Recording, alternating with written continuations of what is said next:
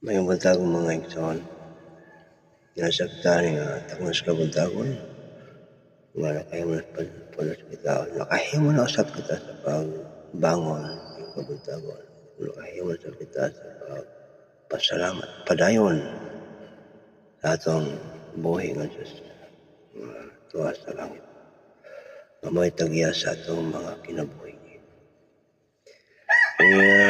Takon sa kabuntagon, padayon kita sa pagpamalandong sa atong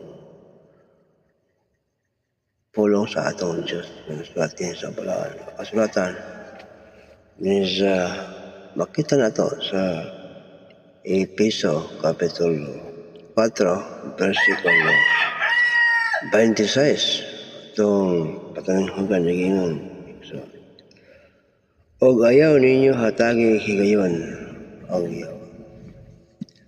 Bato pa rin sa Efeso Kapitulo 4 versikulo 27 nga naging di na to tagaan o higayon ang yawa nga naman igsoon.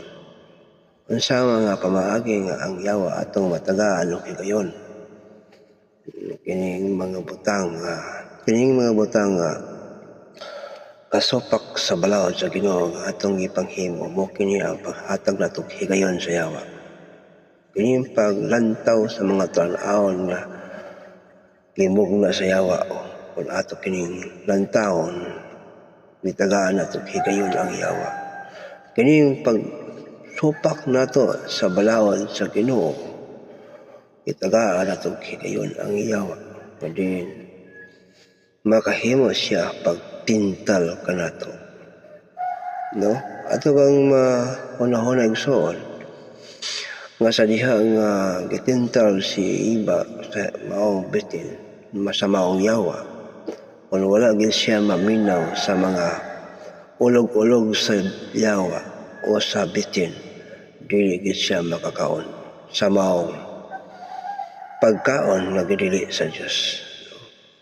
So kung wala lang gid siya maminaw, kung wala lang gid siya magduol atong maong kahoy nga gidili sa Dios, dili siya matintal sa yawa o sa bitin.